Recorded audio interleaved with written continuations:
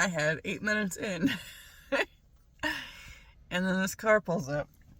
Okay, no. So I get to the park. And I take the dogs on their little snifferoo out there so they can smell everything. And then I pissed away my time for like a half an hour where nobody comes through the parking lot at all. And then for some reason I was dragging my feet on doing this video. And then I don't know if I hit the timer or whatever, so it did a countdown and then started recording. And I stopped it because I wasn't ready. And then I saw on my camera I had 4,664 pictures. So it's like, okay, well, since that's a mirror number, we'll look it up and see what it says. And what I saw on the angel numbers 4664, it says the angels are cautioning you that your focus is too much on the material world. You may be losing sight of your life purpose as worries and anxieties overtake your thoughts. Let go of these worries as they are hindering the flow of positive energy. Angels ask you to surrender your worries to them for them to be able to intervene on your behalf to help ease your situation. Also signals for you to tap into your internal capabilities, pursue your individual passions, dare to be brave and showing your authentic self, and it encourages of you to break free from outside pressures of expectations, inspiring you to create and express yourself openly. And then I start recording and talk a little bit about some things that I had wanted to mention. And then this car comes into the lot and pulls almost not exactly behind me, one slot over so I could see it in my rearview mirror. And the dogs started going nuts because these people are just standing by the car. And it's like, oh, okay. So I paused the video. It's like, for God's sake, get going. Well, apparently it's time to do a video shoot or a photo shoot by the car.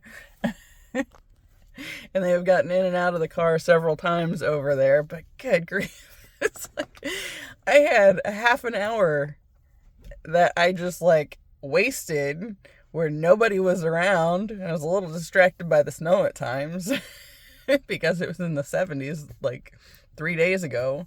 And then today it's snowing. Luckily not a bunch and it's not going to stick. But yeah, then there was that annoyance. And I did it to myself, so always do. Anyway, they're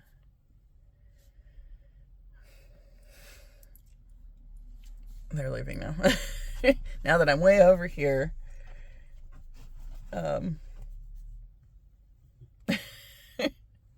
on the other end of the parking lot. I try to stay away from like where the cars come in and out. And now I'm over here.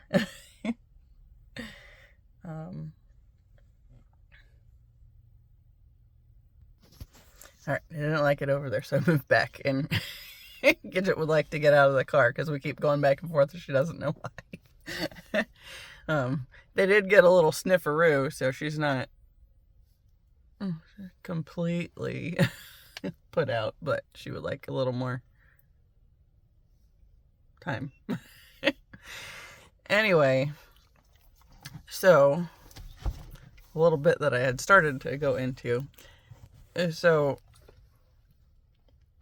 after the twin flame thing came up, and then I had that realization that what I had seen in high school, that third little knowing or vision or whatever, was being connected to like my soul family at like this other level. I started spending a lot of time skating at the park, thinking about that kind of stuff. And I'd see scenarios about like meeting these people for the first time, And it was really kind of trippy, because one thing that happened was when I went to the first roller derby practice,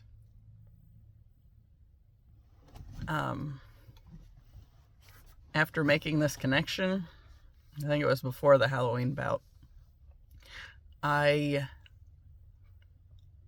was like I was skating with all these people that were there with the team. It was one of the new skater workshops, so it was thank you, the new skaters, and then some of the team that I had been playing with. Thank you, Gidget. And I'm skating with them. And at this whole other level, it's like I'm still... my energy is engaging with these other friends that I don't know yet. And it was kind of like...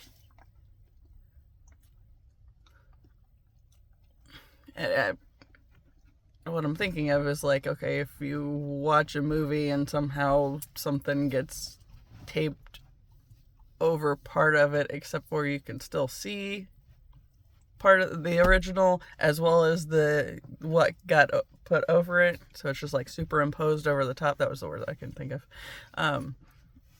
It was really kind of trippy, because I'm there with people that can't see these other people, and yet I'm hearing the laughing and talking with the other people, and it's like, it's like I quit that, Taz. Hey, Taz. Seat got a little muddy, so he's licking the water up out of it. So that's kind of gross.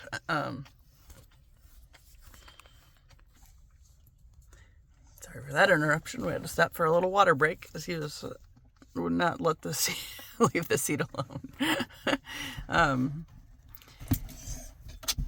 So yeah, there's like my soul family that hasn't got here yet was kind of superimposed over the top of the 3D existence that I was part of. And it made me realize it's like I'm not going to be able to spend all season having like these two things going on at the exact same time. So I started thinking I was going to have to retire from roller derby, and then I finally did. God. And I missed the end of the year team party because I was, kind of checked into the other existence and kind of checked out of the physical one. And then I ended up getting this message on Facebook saying, hey, you have an award to pick up. It's like, how did I end up with an award? And apparently, I don't know how many there were, at least a couple, trophies for most improved. I was like, oh, I got one. I missed half the season. I didn't expect to get anything.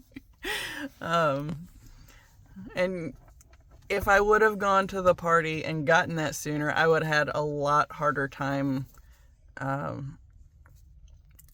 retiring from Derby when I did.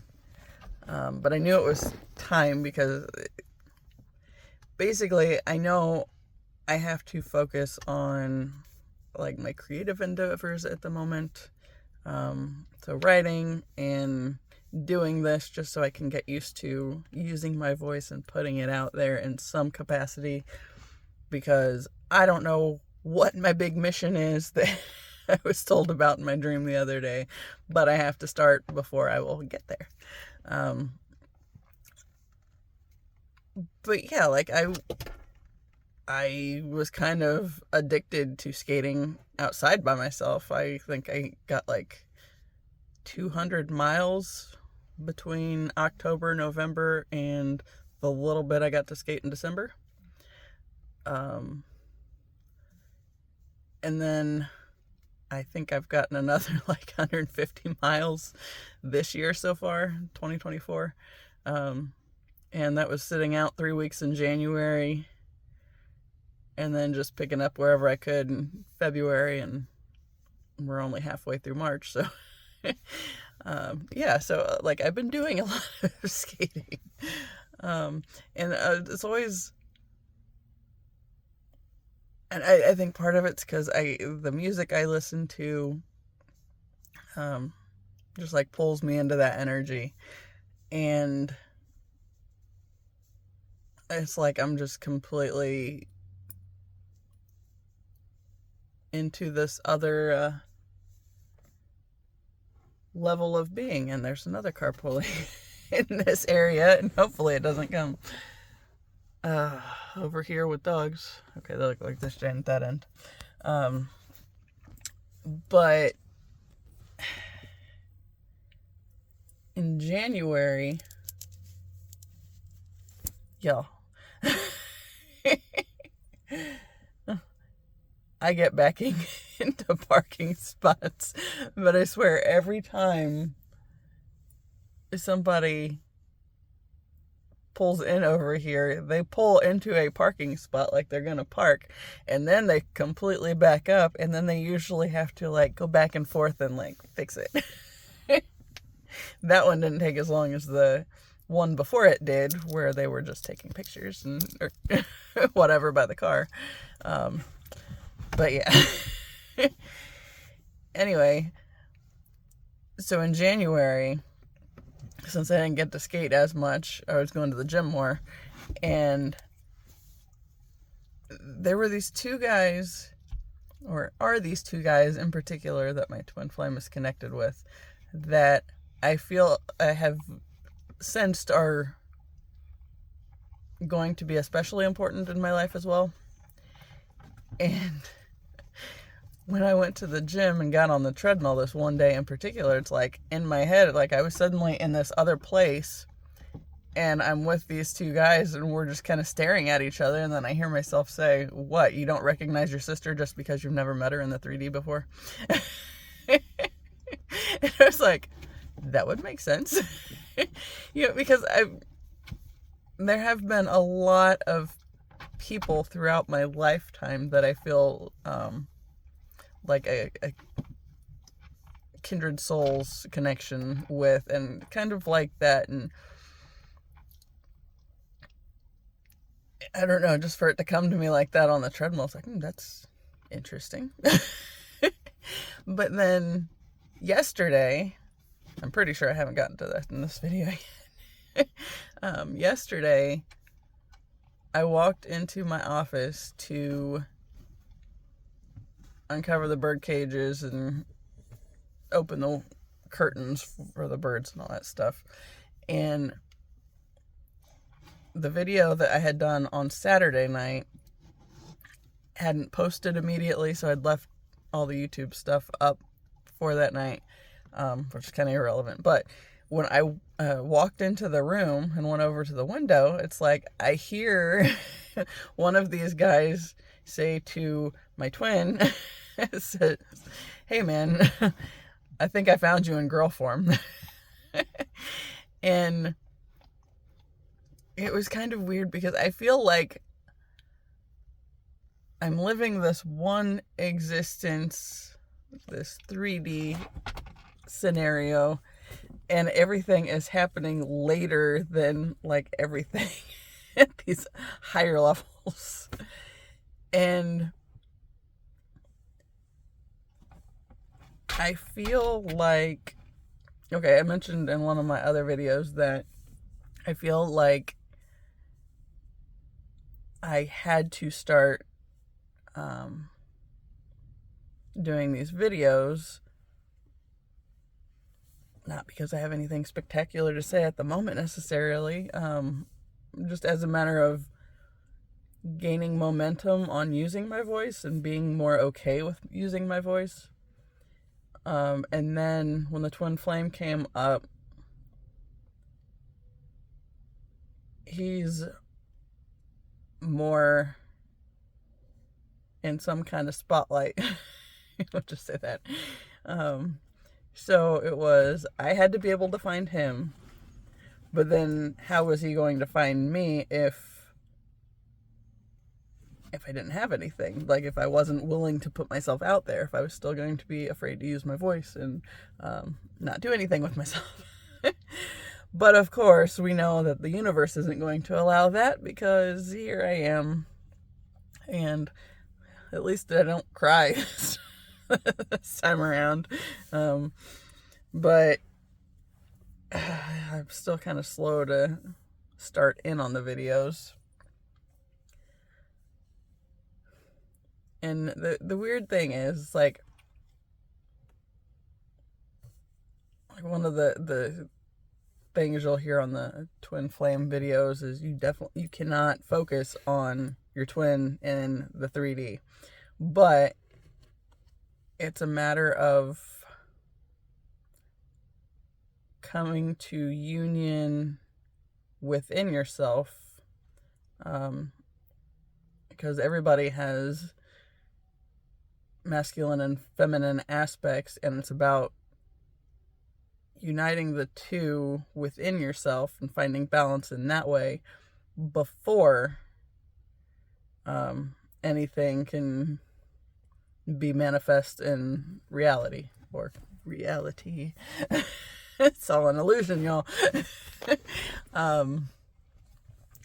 So I have spent a lot of time focusing on myself and doing the inner work, and I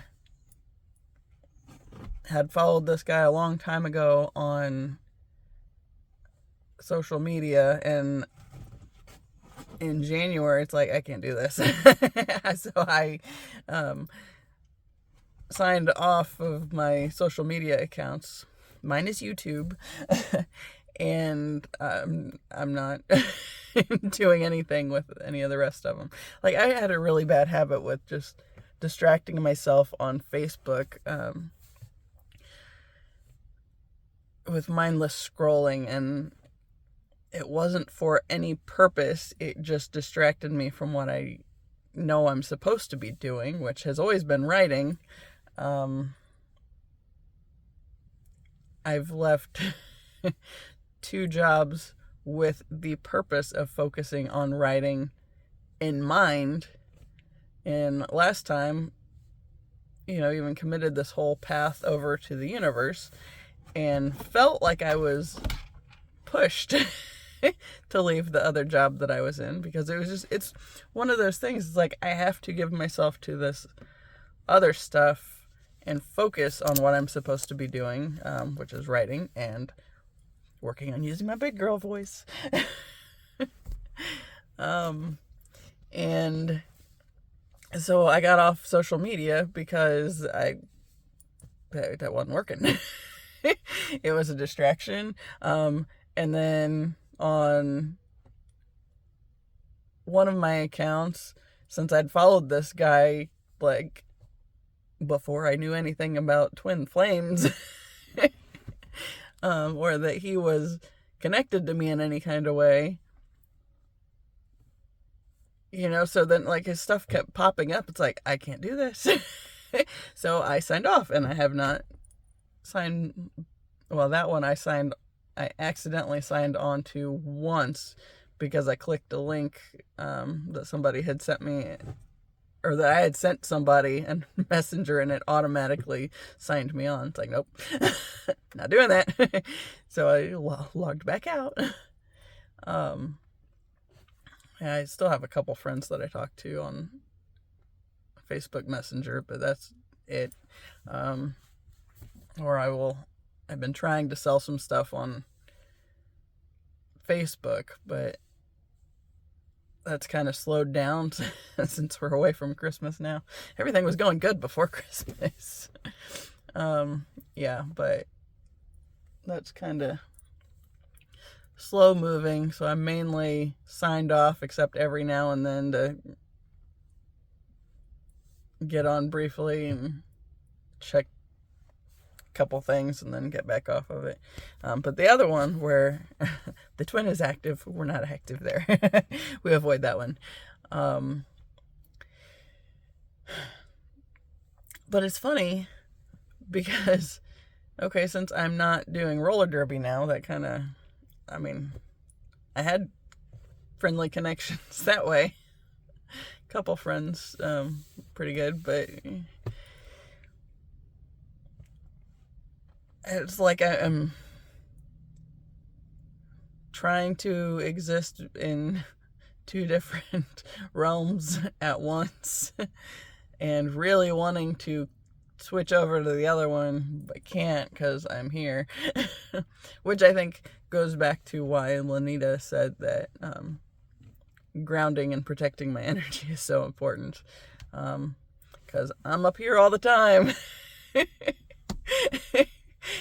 And oh god, guys, the past year I have had so many like really bad headaches, and since she said that one thing that happens is as your upper chakras are open and more active, you can get a lot of headaches through that. And I swear, since I've started grounding myself and focusing on that, way less headaches. So that's a real thing. Never would have thought when I was having the headaches. That was why I went to the doctor in May. I had forgotten all about that. But that first, I think it was the universe's way of showing me that it was jump starting me into this weight loss journey that I was dragging my feet about doing, and yet also saying when it's time, the universe isn't going to let me not do what I need to do and what needs to be done. And then, here's accidentally losing like 25 to 30 pounds before it became intentional. And even then, it's not the priority. It's just something that's happening as a natural consequence because I love skating. And since I'm skating all the time, I don't want to eat like I used to. So it's just kind of balancing out in that way. Yeah. So trying to remember if there was a specific. Oh, as I've been working on grounding my energy more, it does feel like things are starting to try to line up more in the 3D existence. But still there's a gap. And my whole family was like, "Oh, why are you quitting roller derby? I really wish you wouldn't," and trying to talk me back into it. And my mom said something the other day about, well, you just took away something we enjoyed doing. It's like, now wait a second, because when I started roller derby, you made fun of me the entire time about it. And when you fall and hurt something, it takes a lot longer to heal. And yet here she is, like, she's been my number one fan all along. We were enjoying this so much. Why did you take this from us? And it's funny because one of the things, like when Lanita checked in with my guides and said that I needed to focus on grounding my energy, she said my clairsentience is good, but I needed to work on the claircognizance and trusting my intuition. And it's funny because roller derby was the big thing that, like, I just knew for whatever reason I was supposed to retire. And I hated that. I mean, especially yes, I had the friends, but even more than that, I bought so many roller derby clothes, so much stuff with my name and number on it. And I mean, I'm still gonna wear this stuff. Like when I'm skating and stuff, but I could have saved so much money if I just would have like slowed down a little and not gone 1000% in like I tend to do. when I find something I enjoy. And like they have these track jackets that you have to be on the roster or have been on a roster before you could even order one. And these are like $80 jackets or whatever. So I got rostered. I was all excited to buy one. It came in after the season, which was fine because, our season was mostly in the summer anyway, so I didn't really need to wear this thing then. But now that I have it and turned around and retired almost immediately, what am I going to do with it now? I'm still probably going to wear it. Or maybe I'll let my niece have it. I don't know. It's just, I don't know. Because my name is kind of partly the name that I use for everywhere else, because Mystic Fuchsia is what I use here on Facebook and social media and whatnot. But then my derby name was Mystic Storm because I had a friend that was kind of helping me play with names and see what I could come up with. And then my number, I love my number because my number was 626 because my birth time is 6:26 a.m. And my entire astrological chart, was dependent on that information with where I was born at and all that stuff. That's how everything got pieced together, where the planets were when I was born and blah, blah, blah. All that fun stuff.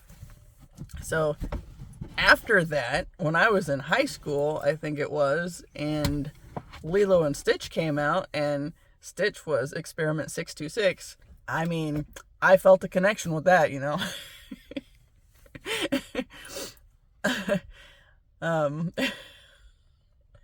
it makes perfect sense too, because little alien dude, I pretty much felt like an alien in my lifetime too, so it lines right up.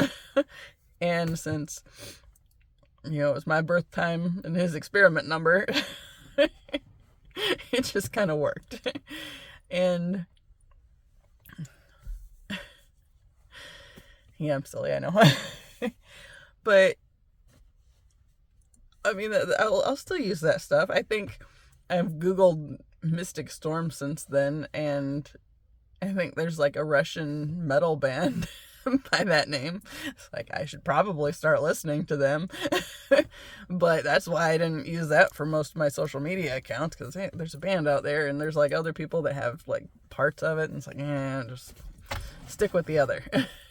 So yeah,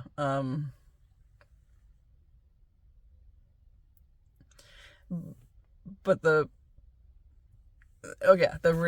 I retired from derby because I felt like that's what I was being nudged to do. It wasn't anybody up here saying specifically it's time to quit. It just was like, I feel like I need to make room for what's coming. And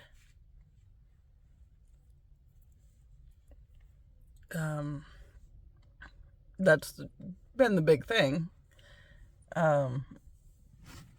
However, it also involved walking away from a bunch of connections that I had through derby. So like, I don't get to talk to a bunch of people like I used to, which obviously was me because I felt the need to. But yeah, when Lanita said I needed to work on trusting my intuition, it was because the night before, when I had talked to Annie for the first time, I mentioned something about roller derby, and she got all excited about it. We had somebody that used to play and blah, blah, blah, and she got really focused on trying to figure out this girl's name that I would maybe connect with, in any kind of way. It's like, well, I've only been playing for like a year and a half, so yeah. I retired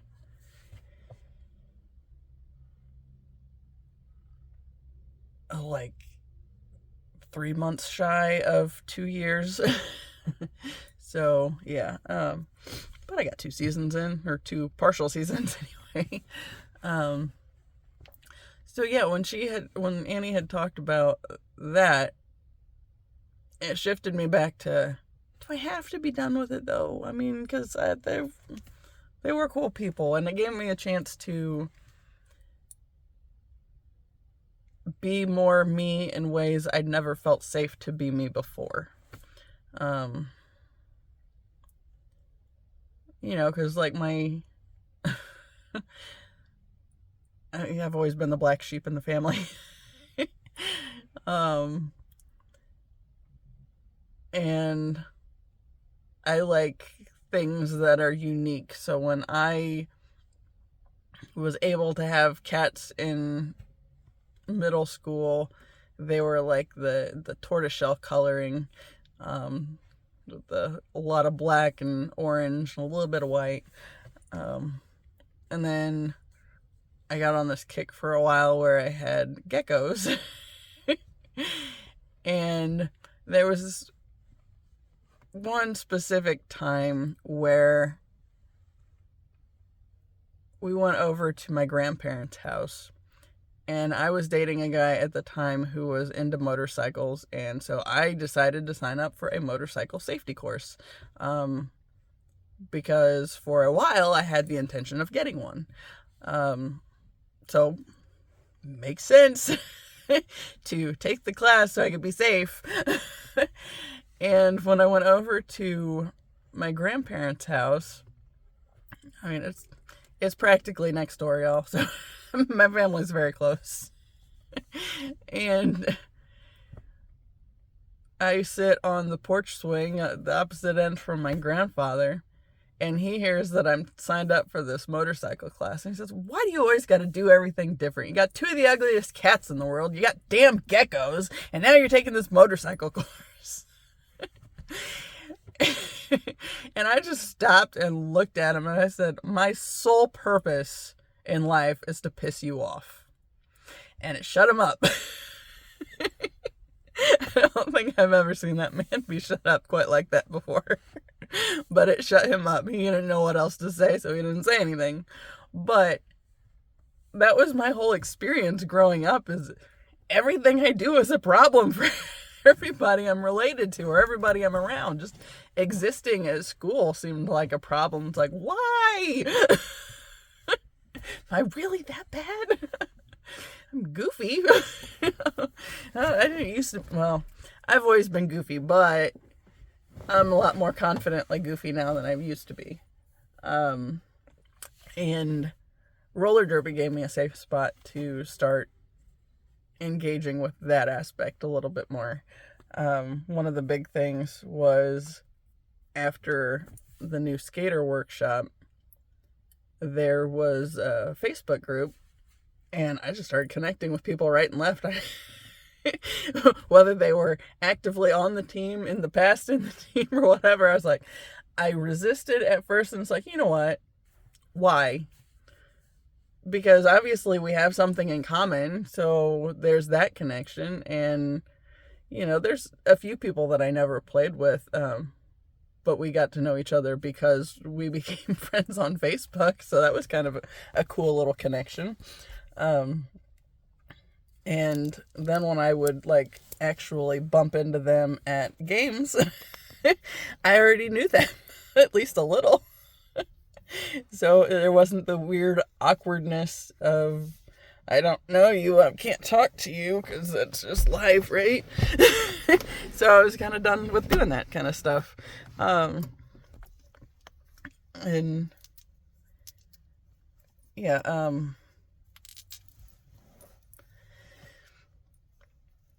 I forget where I was going with that point. Oh, the whole reason that came up was the Lenita and Annie thing. Annie talked about how cool it was that I'd done roller derby, and then I started second guessing myself, and then Lenita comes back the next day and says, I need to trust my intuition. It's like, oh, yeah, I do. But it was funny because I said that night, it's like, all right, universe, give me another chance. I said, if there's one particular friend that I still was in contact with, if she happened to say anything to me that night about roller derby, then I would know it was okay to continue. She not only didn't say anything for like she didn't talk to me for like a whole week after that. The one thing that I did get was a laugh emoji on something that I had said. So I kind of felt like the universe was laughing at me, my feeble attempt to give it another shot to do something I knew I was supposed to be done with. And I think it was probably a good month later, at least, before she said anything about roller derby. It's like, yeah, thanks. I get it. Okay. Not doing that. On the other hand, I am trusting my intuition more. But yeah, it was that momentary second guessing, and let me just put it out here again just to make sure the universe is really set on me being done with this. It was. So we're done. And you know, I got the factory job, the last one that I had, because I hadn't given myself over to writing and being as committed to that project as I knew I was supposed to be.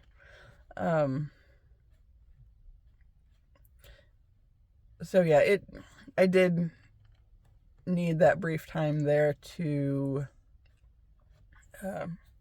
help me tie up some loose ends on past connections. Like the place I ended up working at, I was really hesitant about it, but the money was decent and the hours were okay, or were pretty much what I wanted. Because it was just a part-time Monday on Friday gig. And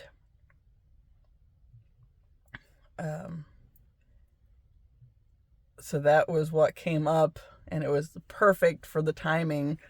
The part where I hesitated was the motorcycle guy. When we broke up, he was working on getting a job there.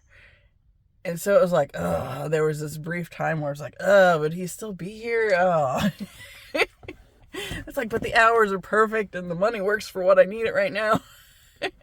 So when I got there and actually saw what it was, you know, all those people that were talking so highly of this place all those years ago, I'm confident most of them are not still there.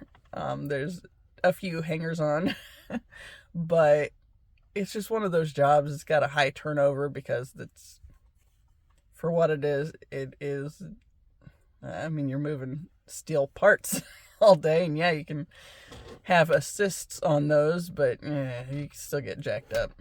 Every time I left, I had all these bruises up and down my legs and all over my arms. It's like, gross.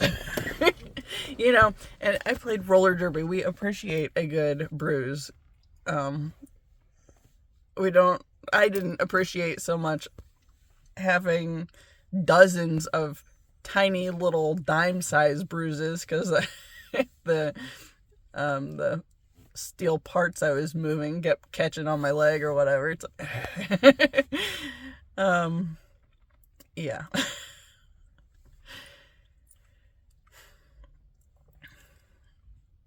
Trying to think if there was anything else on that storyline that I was gonna go with. Or I'm at 40 minutes, so hey, it could just be time for me to shut my mouth. I don't know. So they kept talking about having shorter videos.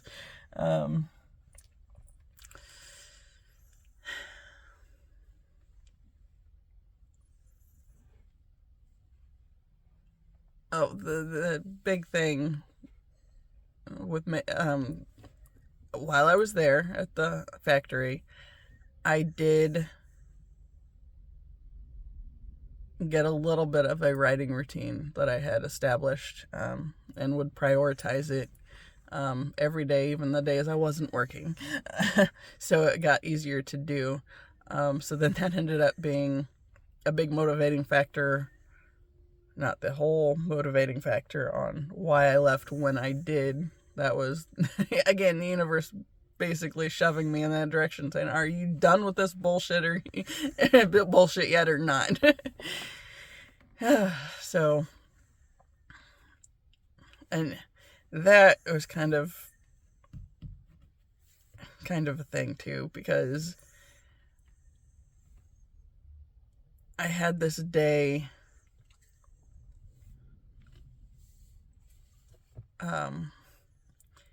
where, I mean, there were lots of days and that I would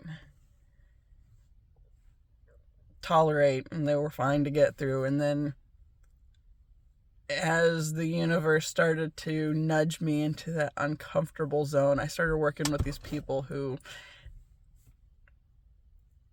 one girl, I have always loathed this about people. When they're in a relationship and they have only negative things to say about the person they're with. It's like, why are you even with them then? It's like, if you don't even like them, surely there's somebody else out there that would be better for them, and you don't have to just waste each other's time. That's one of those karmic things that I had to confront in my life, and I have confronted it, and now I refuse to do things that way anymore. Especially since I know there is somebody out there that is what I've always been looking for and waiting for. But I ended up the last couple of shifts working with this girl. It's like, she would just talk about how lazy and worthless her husband is. It's like, I don't even want to go into this. Or the guy who would go on his political rants and talk about how he was hiding money all around his house and had probably, I don't know how many thousands of dollars hidden in various places around. So he didn't need that job. It's like, well, if you don't need it, then why are you here? So the week before my last week, he was going into one of these rants, and we were on this process. It's like, I didn't want to have to call anybody, and I was there replacing the parts. So if something went wrong at that process, he should have been the one to call it in. He did not. So I called it in several times when the stupid thing was acting up, and he would just stand there and bitch at me the whole time, and then bitch about the place, bitch about everything. And then one of the last things that happened was one of the quality guys that had to fix the process when it kept going down came over there, and I had just gotten back from the restroom, and he hadn't called to say that this process had gone down.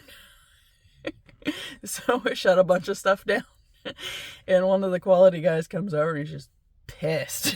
It just lays into this guy, and I can't remember if that was one where I had to call it in when I got back, or if they had seen it at that point.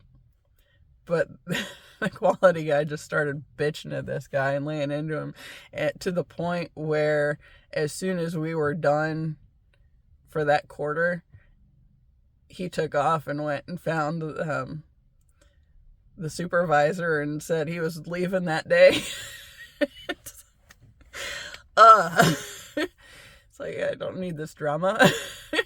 But that was the kind of drama that like kept happening. And then the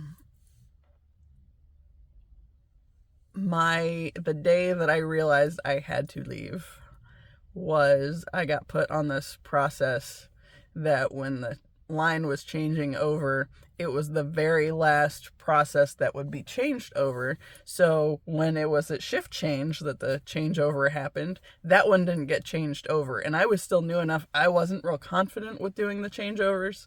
And so luckily, starting out, when it finally got to the point, I think I loaded the 6 or 7 parts to get it to where it was ready to be changed over. It might have been less than that. I don't remember. It was something ridiculous. All these people showed up and it was fine. But then they left, and then the alarm started going off, and then the alarm kept going off. And I got told that these certain things, if they popped up on the screen, I could ignore those.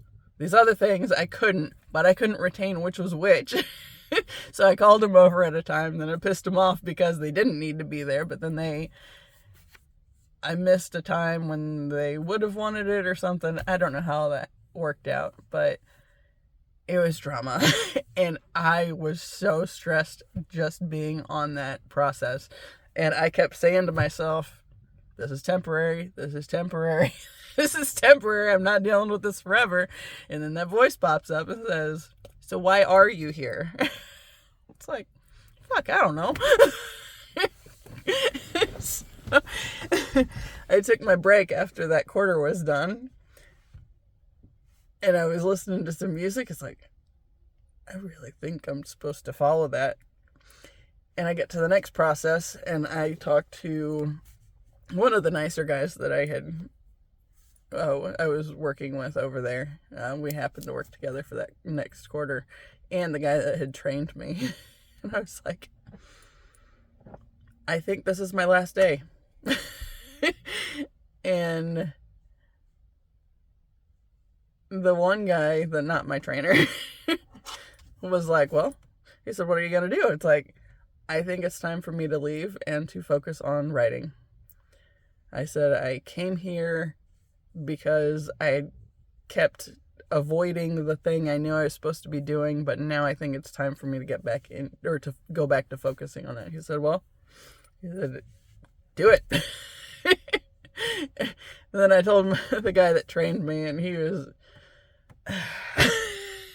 because all the good people were quitting, and I was the first and only person that, well, no, I think he had one other guy that he was helping to train after me, but I was like the first person he trained, and he was so irritated. But mainly because all the good people, the hard workers, kept leaving. Sorry. But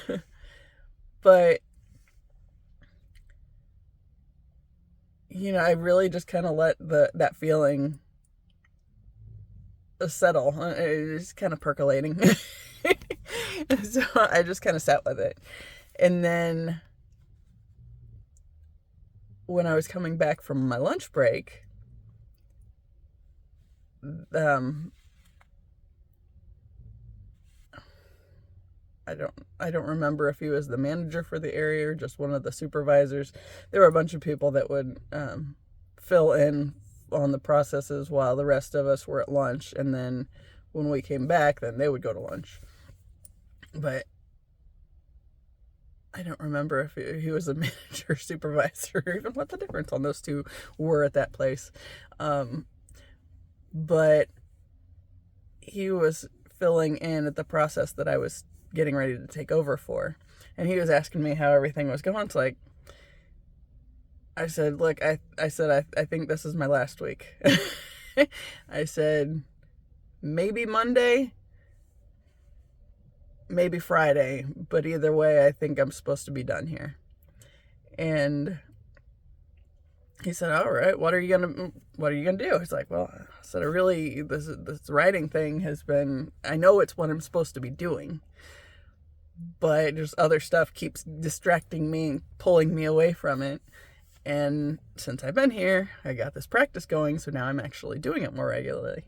And he said, you know what, I will not fault you for doing what you know you're meant to be doing. I encourage that. I think that's great. Good luck. And just let me know if Friday or Monday is the last day. It's like, all right, I can do that. And then, so that was Monday. Tuesday was the day that, okay, since I filled in all the people I cared about filling in on the floor to make it where I had to kind of commit to it, or I felt like I had to commit to it because I obligated myself in that way. I can't explain my logic, guys. That's how I've always been.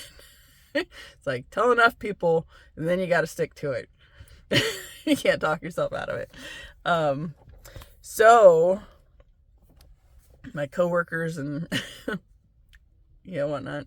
Anyway, so Tuesday, I needed to message the temp agency and let them know, because I hired in through a temp agency, and so they were my go-between. So it wasn't just the supervisor or manager or whatever that I had to tell. I had to tell these other guys. That was the harder part, because they weren't out there at all with me. Not like it would have made a difference, but my hand froze. I had to kind of stretch my fingers. But I had to message the temp agency guys. It's like, I mean, they're second shift, so I might as well wait till second shift. And I was dragging my feet a lot that day. And so I had my Dr. Pepper habit really bad at the time.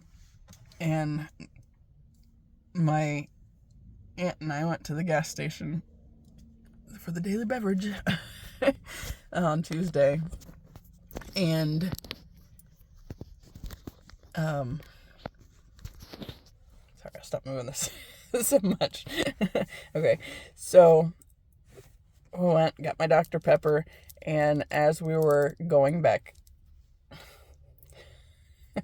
to the neighborhood, it's not really a neighborhood, but I had to move back in with my parents when I was getting divorced, and where they're at, my aunt and uncle and my grandparents are neighbors. So we're all close. We call it the compound. But so we go back, or I go to, I think we went back to my house. On the drive back from the gas station was like a mile and a half. My aunt made a comment about this dead hawk that was in the road. I was like, what? And she said there's a dead hawk laying in the middle of the road, and she really feels sorry for it. But I mean, it's dead, but it's still there. I was like, well, hawks are kind of important to me, y'all. So they have been a big component in helping me to figure out my intuition, and as I've been communicating with my higher self or whatever, hawks are frequently used, and we see a lot of them in our area because there's been a lot of construction, so they don't have as much wooded area to hide in as they used to. And I got this really cool picture a few years ago where one was sitting on a power line over our driveway. It's like, ooh, if it stays long enough, I can take a picture of it. And it let me take a picture of it. So I was all excited. And it looks kind of like it's staring in my direction.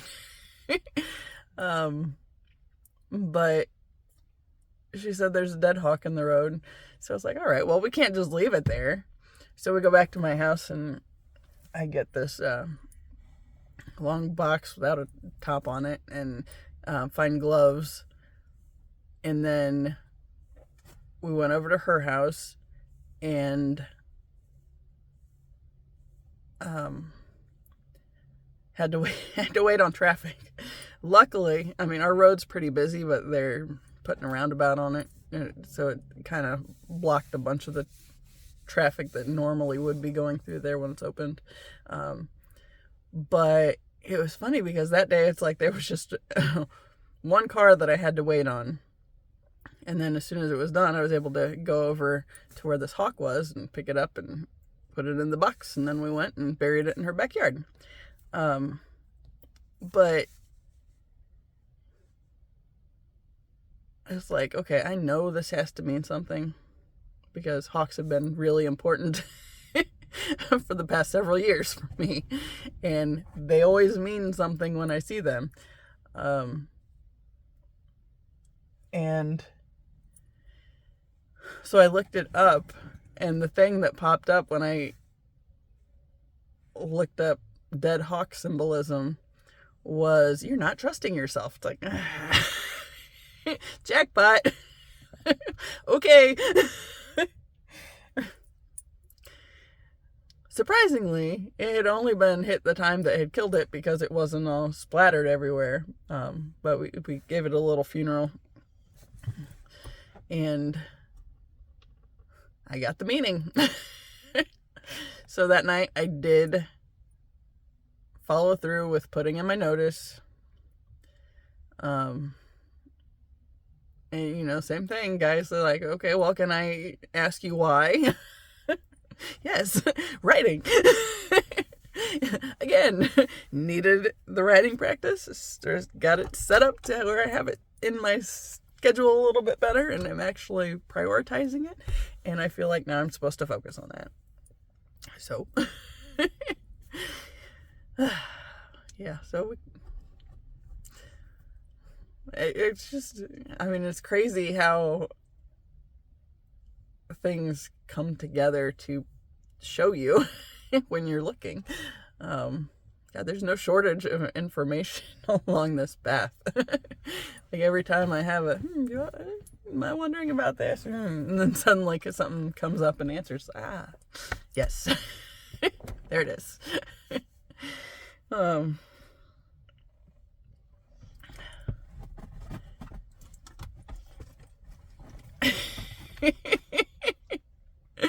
It's my support pooch. She's tired of being supportive. So yeah, I left that job to focus on the writing. And I still mainly kept the practice that I had put into place. It's changed a lot now. So since that was kind of one of the points I was going to make on this, when I left or retired from roller derby and started disconnecting from all the stuff that I had connections through, it's like it was getting kind of lonely, y'all. I had nobody to talk to. And I know that's intentional because that's how I distract myself. I can ramble at people a lot to avoid what I'm supposed to be doing. Yes, I think that can be seen through these. However, I feel like this is part of what I'm supposed to be doing at this point in time. So we're going to do it anyway. But the thing that came up was, it's like journaling wasn't flowing right, and the other stuff was hit and miss. But then I got to thinking, I have had several times over the past, most of my adult years, where, like, okay, before the twin flame thing came up, I used to think that if there was this one perfect person out there for me, that maybe it would help if I, was writing to them. However, I lost momentum on that when I didn't know who it was. Now that I know who it is.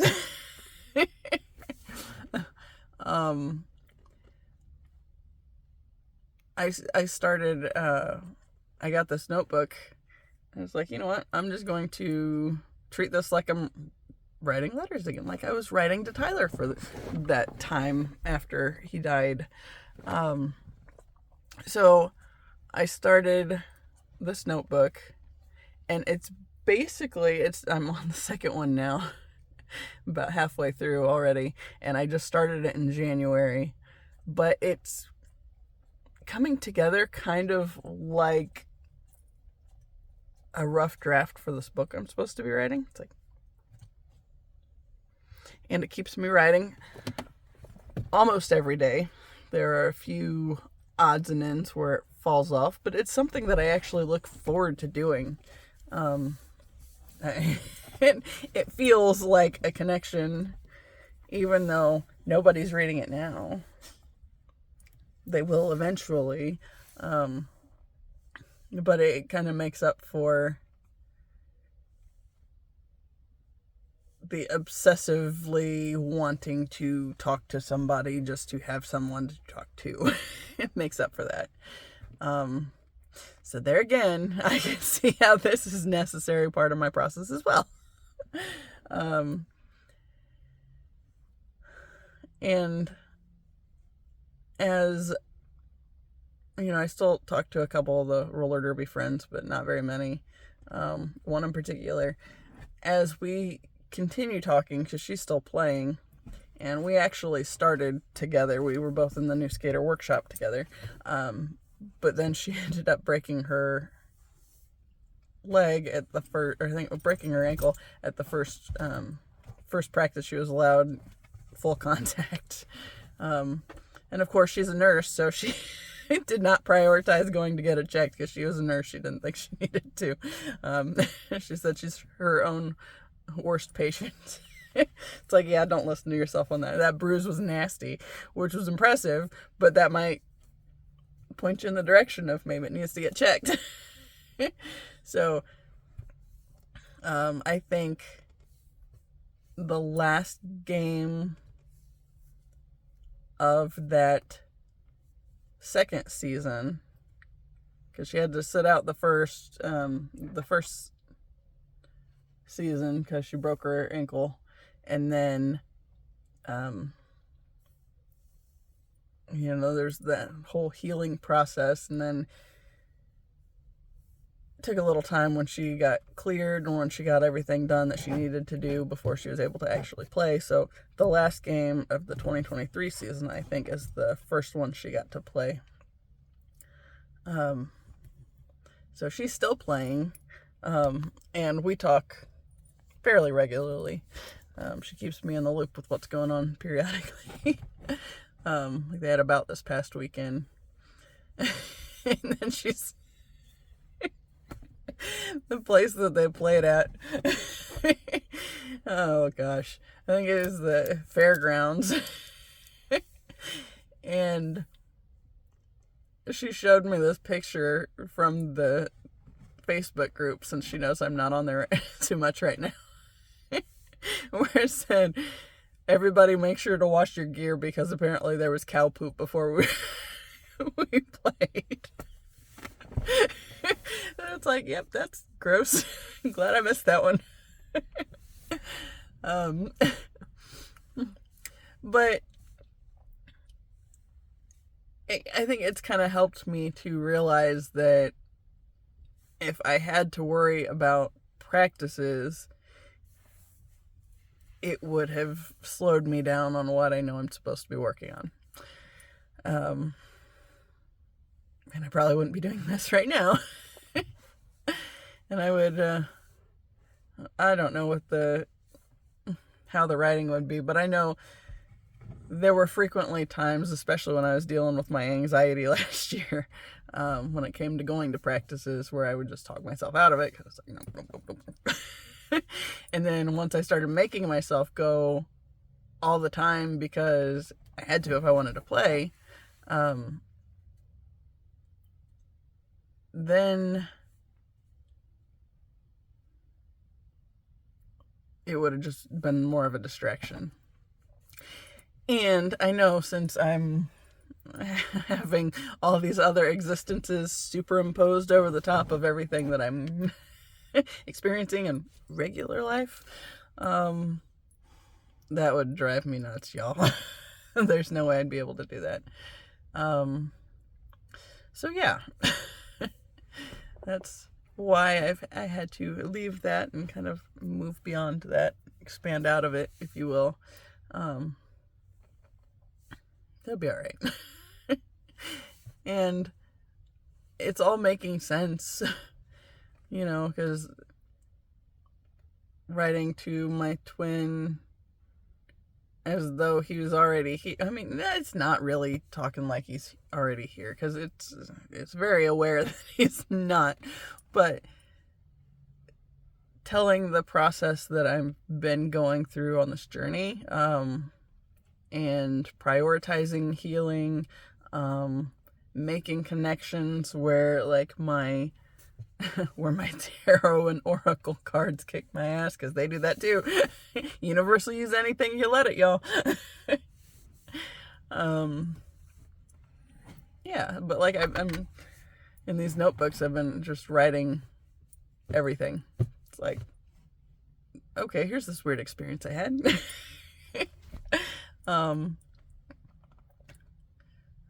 God, I don't know if I finished that story either. Okay, so I don't know if I started it in the beginning of this video or if it was the last one, where it was like 8 minutes long, and then I got distracted and accidentally dropped the thing again and had to start all over.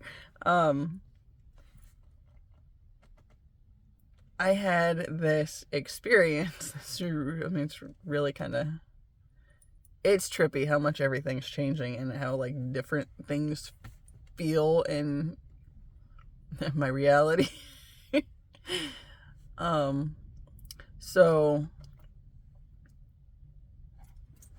reaching inner union is like the big purpose of the twin flame path.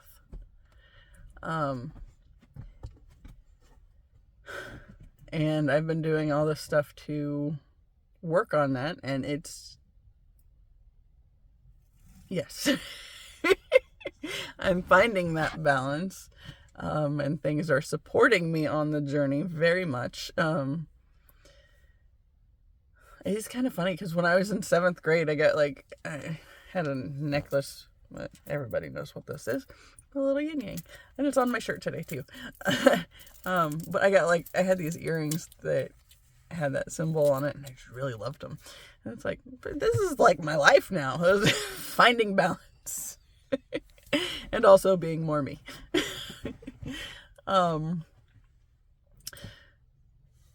So back at the Virgo full moon, the end of February, or whenever in February, the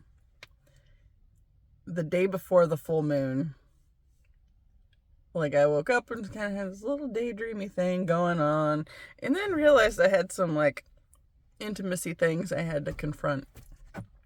Oh, what are we doing? We had to do it.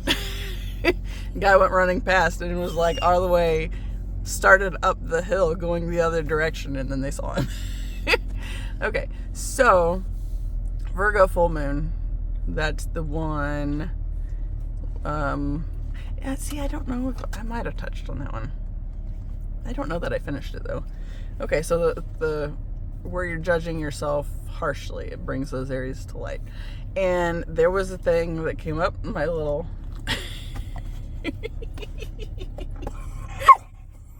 stop, dude. We'll go here in a minute. I don't like my earring.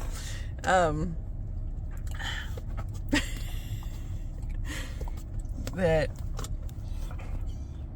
where you're holding yourself, or harsh criticism, the stuff you're unfairly holding against yourself for. But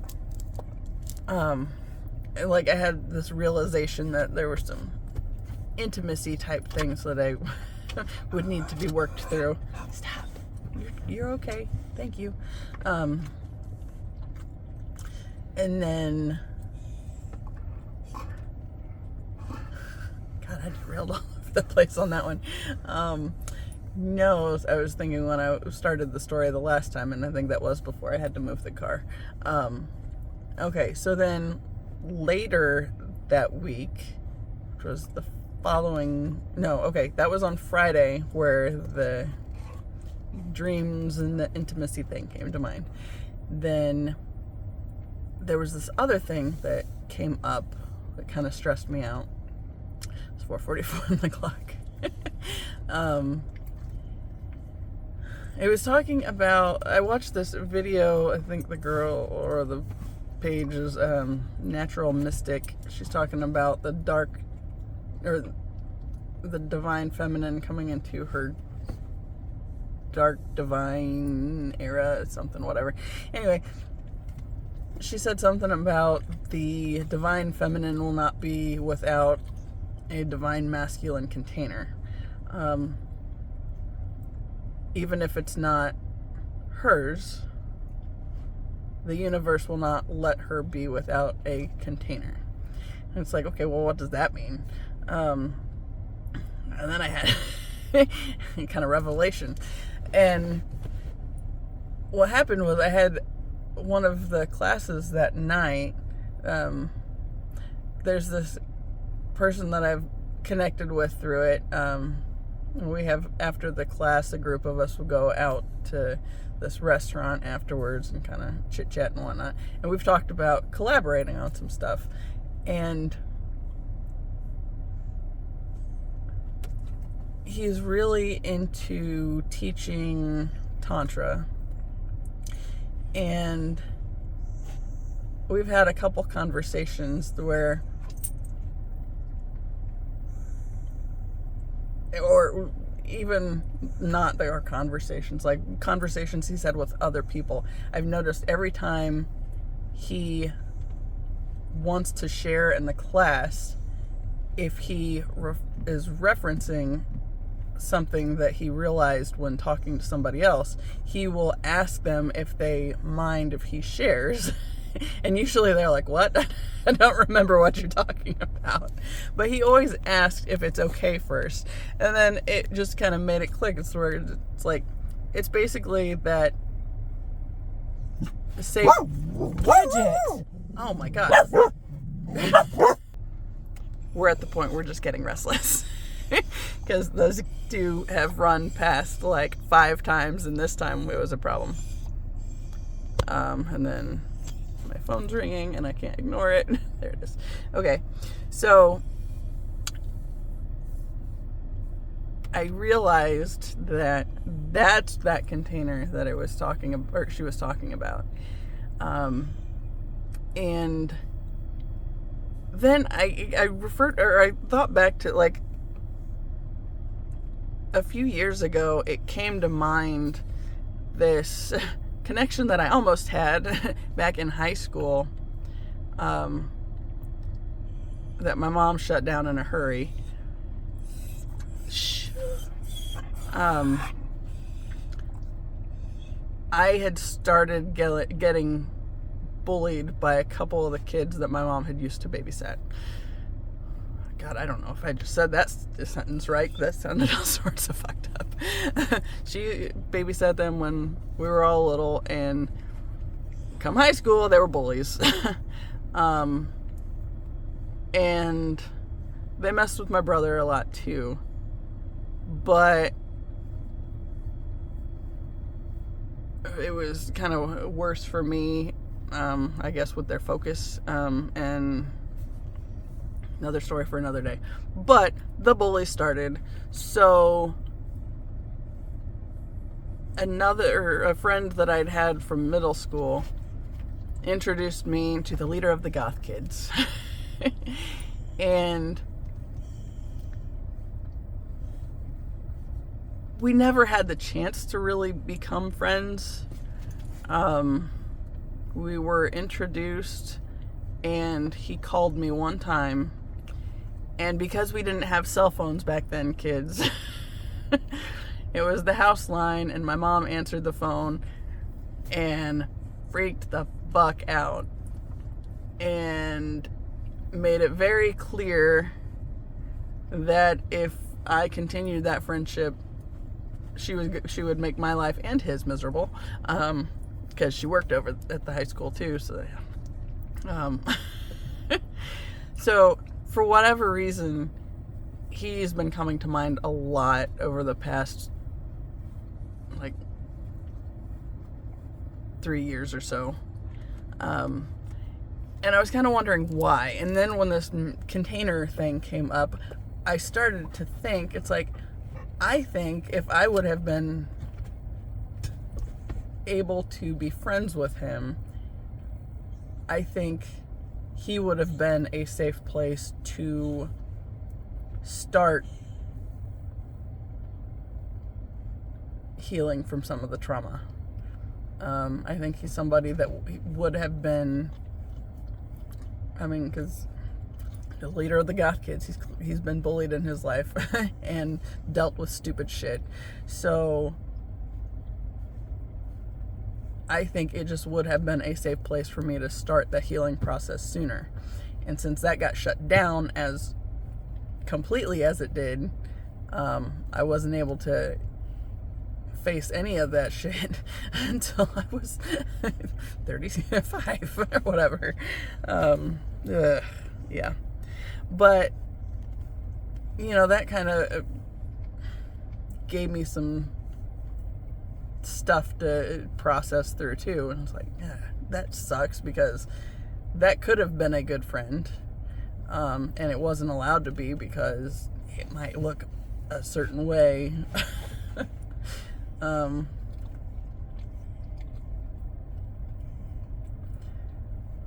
always the one that does everything different, kids. Now I don't feel bad about it. Back then, I didn't want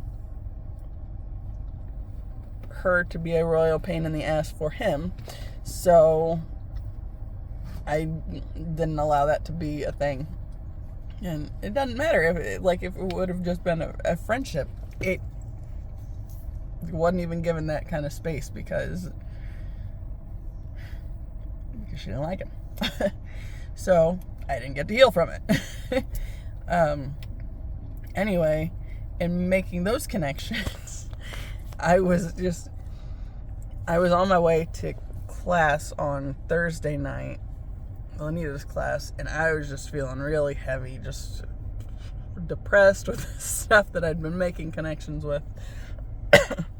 And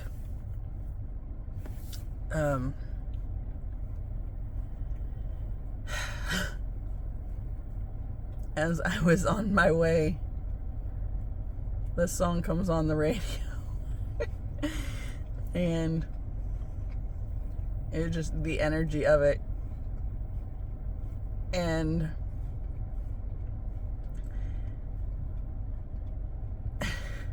the thought that came to mind, because these things just pop in and out on their little whims, you know, was, my love, your energy soothes my soul. And then just like that, bam, there's 777 on the odometer. There's a license plate over here that's got 444 on it.